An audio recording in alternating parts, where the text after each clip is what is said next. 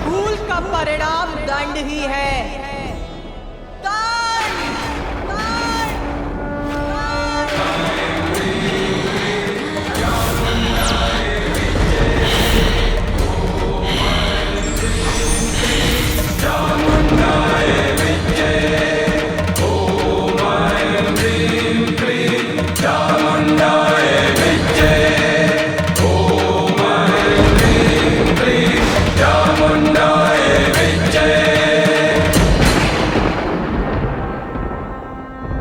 हम क्या करें? कैसे शांत करें माता के क्रोध को?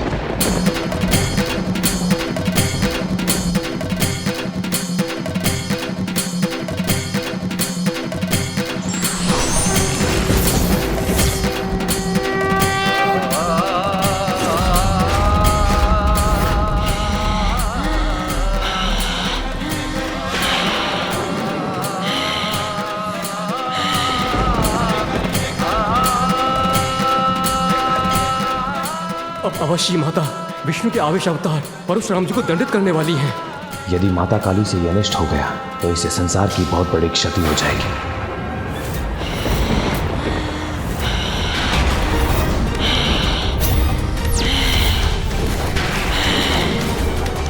माता काली का क्रोध तो बढ़ता ही जा रहा है। अब इन्हें कोई नहीं रोक सकता, कोई नहीं।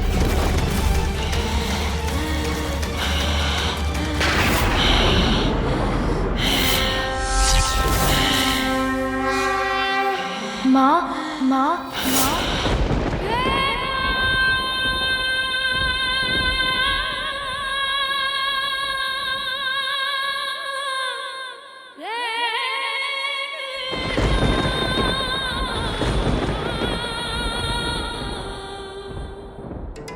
श्री गणेश जी कुशल है। संभव है माता का क्रोध शांत हो जाए।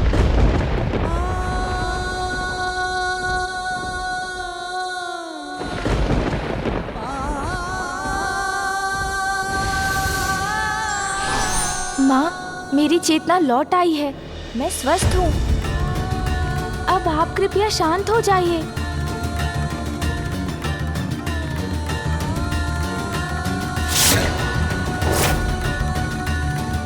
माँ अभी भी पूर्ण रूप से शांत नहीं हुई हैं। उसके लिए मुझे ही कुछ और प्रयास करना होगा।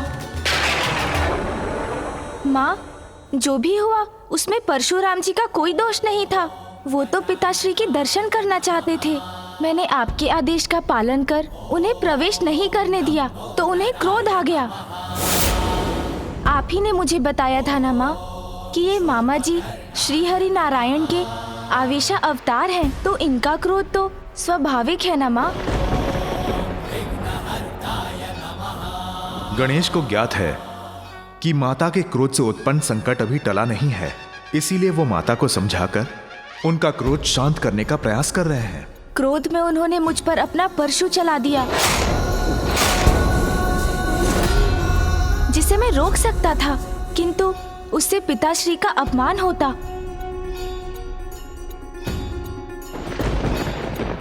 इसलिए परशु का वार अपने दंत पर ही सहन कर लिया मैंने।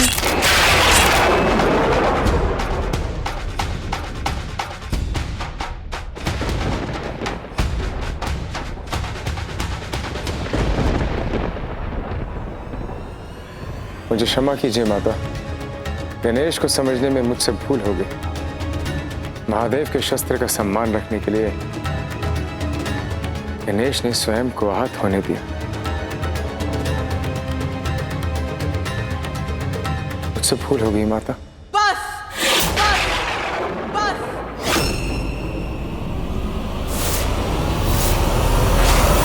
मैंने तुम्हें क्षमा नहीं किया परशुराम। कुछ क्षमा नहीं किया मैंने। पार्वती गणेश कुशल है। तो क्या उसका कुशल होना मैं अपना सौभाग्य समझूं? अपना कर्तव्य निभाते हुए कितनी बार आहत होगा मेरा पुत्र? कोई भी ऋषि, देव, भक्त कैलाश में प्रवेश करने का प्रयास करेगा और मेरे पुत्र के रोकने पर वो उसका अंत करने का प्रयास करेगा। इतना बड़ा अपराध करने वाले को दंडित नहीं करना चाहते आप? तो क्या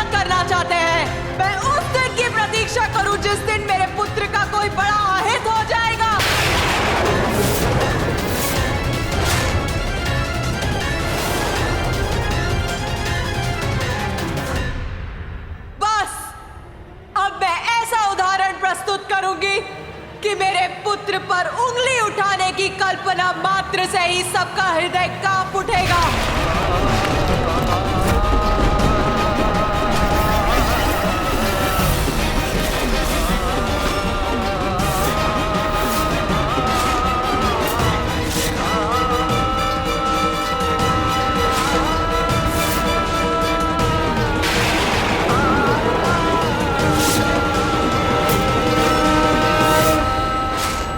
यदि माता महाकाली ने परशुराम जी को दंडित किया तो प्रभु श्री हरि नारायण का क्रोध जागृत हो जाएगा और उसके बाद जो होगा उसकी कल्पना करना भी भयंकर है।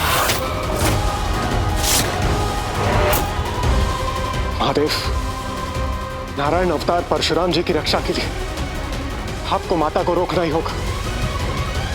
भूल परशुराम ने की है, ये पार्वती का दोषी है। अब नारायण ही इसको अपने अवतार में रोक सकते हैं।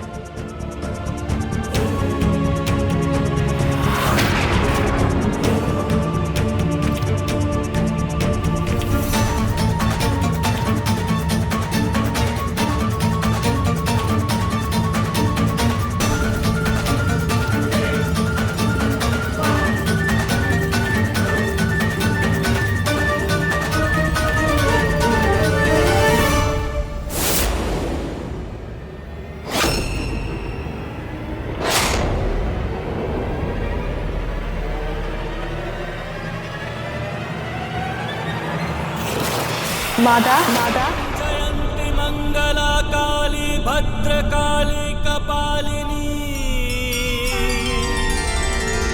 दुर्गा क्षमा शिवा धात्री स्वाहा स्वधा नमोस्तुते।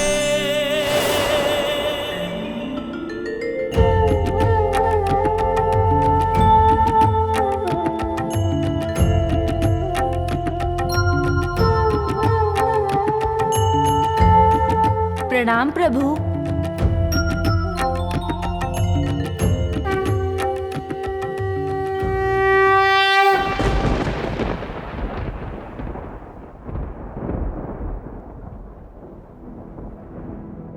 काली महाकाली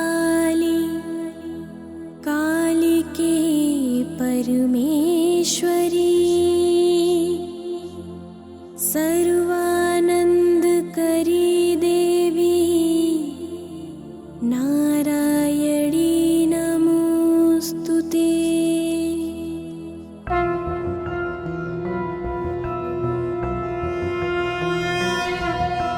जय काली जय काली जय काली माँ, जय कांता जय कामदा कालिका, धर्म की तारक अधर्म विनाशक, दुष्ट संहारक तुम मंगल कारक। तुम उमा तुम कमला कला निपुण, चरण सुसज्जित चंद्रमणि का चूड़, शांत करो क्रोध मां महाकाली,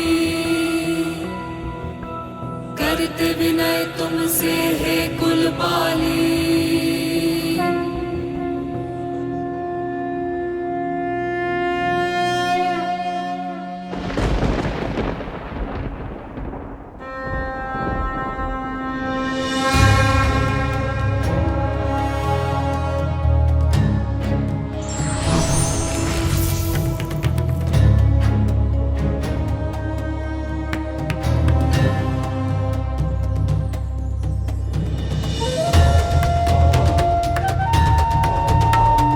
प्रणाम देवी, आपने पहचाना मुझे? अवश्य। ऋषि कश्यप और देवी अदिति के पुत्र नारायण के पंचम अवतार को कौन नहीं पहचानेगा वमन देव जी।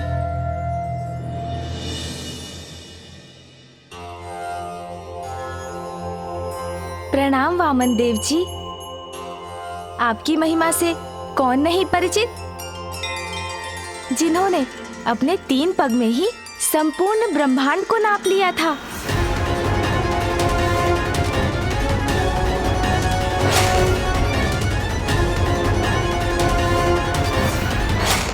और राजा बलि को वरदान दिया मैं आपको पाताल लोक का राज्य सौंपता हूं और यह वचन देता हूं कि मैं सदैव आपके राज्य की रक्षा करूंगा, जिससे कोई भी आप पर आक्रमण कर आपको क्षति नहीं पहुंचा पाएगा। जिस प्रकार आपने प्रहरी बनकर पाताल लोक की रक्षा की, वैसे ही आज भवन के द्वार का प्रहरी मैं बना था।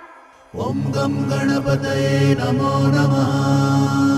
जिसका इतना भयंकर दंड दिया है परशुराम जी ने मेरे पुत्र को,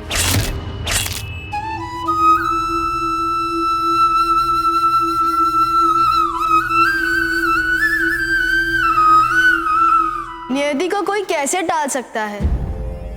आज जो हुआ उसी में इस संसार का, आपके पुत्र गणेश का और परशुराम जी का कल्याण छिपा है। कल्याण? कैसा कल्याण? गणेश एक ही दंत से वो पूर्णता पा सकते थे, इसलिए उनका दान टूटा।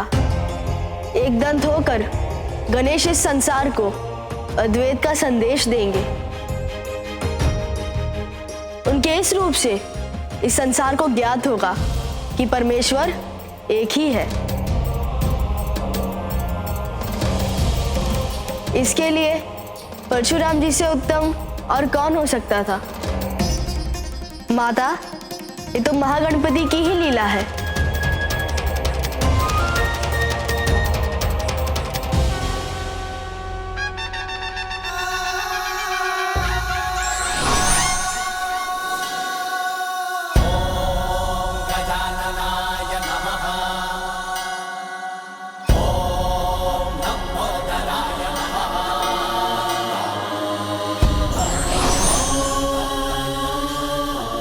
आज से गणेश को एक और नाम मिलता है, एक दंत, एक दंत, एक दंत, एक दंत, एक दंत, एक दंत। एक दंत महाश्री गणेश की जय। एक दंत महाश्री गणेश की जय।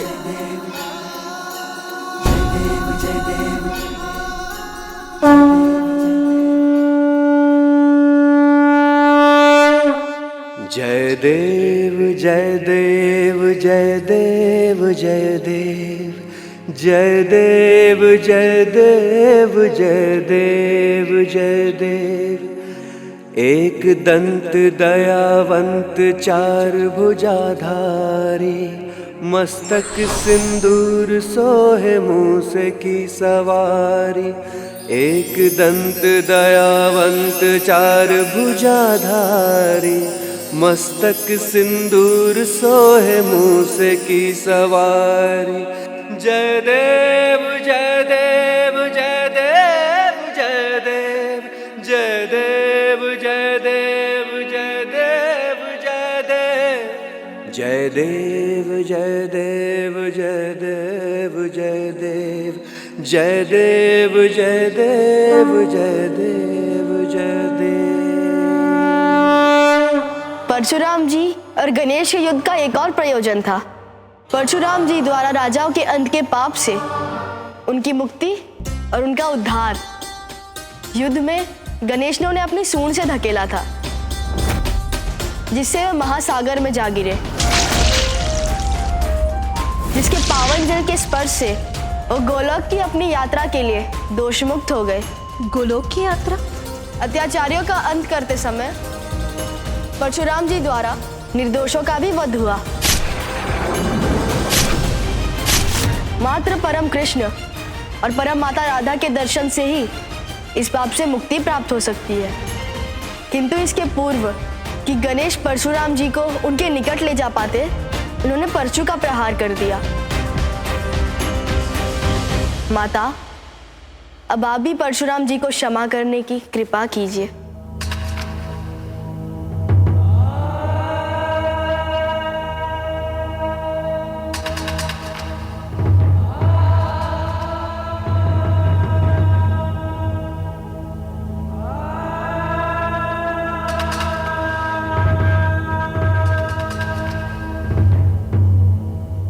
परशुराम जी, मैंने आपको क्षमा की।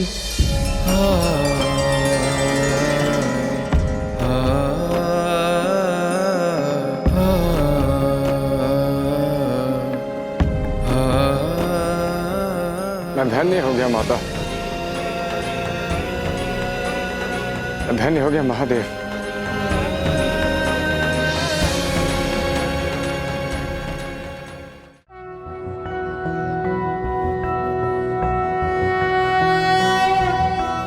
एकदन्तं महाकायं तप्तकाञ्चनं सन्निभं लम्बोदरं विशालाक्षं वन्देऽहं गणनायकं मुञ्जकृष्णाजिनहरं नागयज्ञोपवीतिनं बालेन्दुकलिकामौलिं वन्देऽहं गणनायकम्।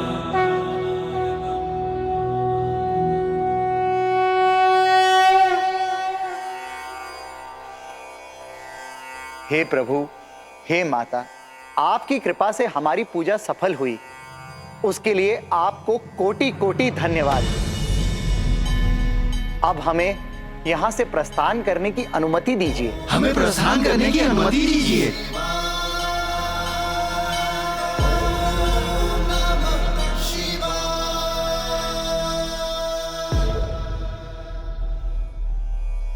मैं अत्यंत सौभाग्यशाली हूँ कि गणेश की एकदंत रूप की प्रथम स्तुति में मैं उपस्थित रहा। गणेश के इस टूटे हुए दंत की और भी महत्व है। इससे इस संसार की एक महान ग्रंथ की रचना होगी।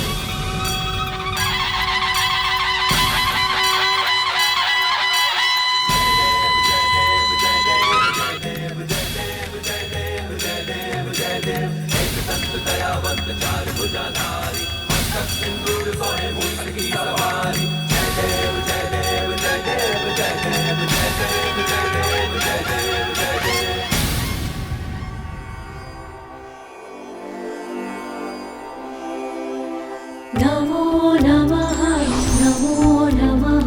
गणपते नमो नमः गणपते नमो नमः।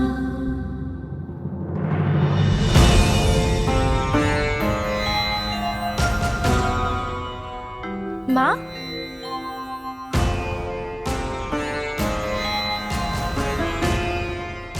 माँ तो यही थी। क्या हुआ पुत्र? माँ तो यही है, फिर क्या हो गया था मुझे? इन्हें शबा मुझे गोलोक ले जाने की कृपा करें, जहां मुझे परम कृष्ण और परम माता राधा के दर्शन होंगे। मुझे ऐसा दृश्य क्यों दिखाई दिया कि माँ पिताश्री के साथ नहीं है? नहीं, मुझे अभी यहीं रहना चाहिए। हाँ पुत्र, अब तुम्हें प्रस्थान करना चाहिए। हाँ पुत्र, परशुराम जी को गोलोक में सदा विराजमान परम श्री कृष्ण और परम माता राधा के दर्शन कराना तो तुम्हारा कर्तव्य है। जाओ पुत्र, ये हमारी आज्ञा है। माता पिता की आज्ञा को तो मैं नहीं डाल सकता। मूषक जी, चलिए प्रभु परशुराम जी।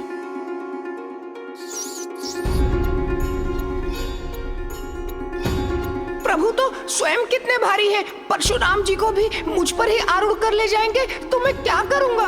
मूषक जी, किसी सोच में हैं आप? विराजिए प्रभु। प्रणाम प्रभु।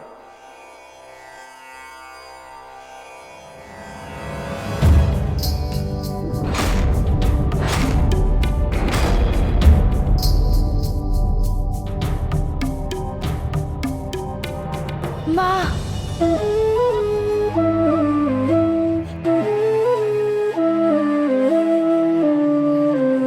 अरे पुत्र, क्या हुआ? कुछ नहीं हुआ माँ। बताओ पुत्र, अचानक क्या हुआ तुम्हें? बस आपका स्नेह आलिंगन करने का मन कर आया। शीघ्र जाओ और अपना कर्तव्य पूर्ण कर लौटो। मैं तुम्हारे प्रिय मोदक बनाकर यहीं तुम्हारी प्रतीक्षा करूंगी। पिताश्री, मेरी अनुपस्थिति में माँ का ध्यान रखिएगा।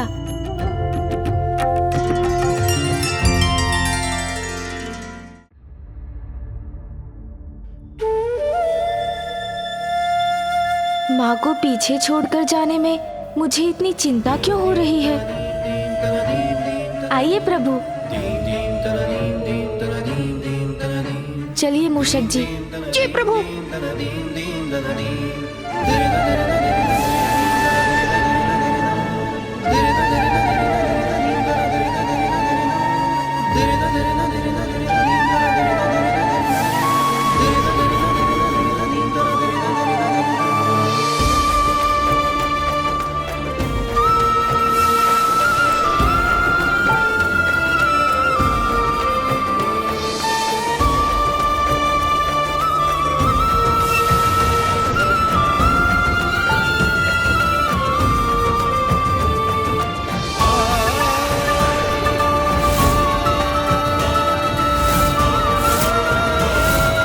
पिताश्री और माँ की विशेष पूजा संपन्न हुई और उन्हीं के आदेश से मैं परशुराम जी को गोलोक ले जा रहा हूँ। तब प्रसन्नता के स्थान पर ये अज्ञात अनिष्ट की चिंता का आभास क्यों हो रहा है मुझे? प्रत्येक घटना के पीछे कोई ना कोई कारण अवश्य छिपा होता है। हमें उसकी धैर्यपूर्वक प्रतीक्षा करनी चाहिए।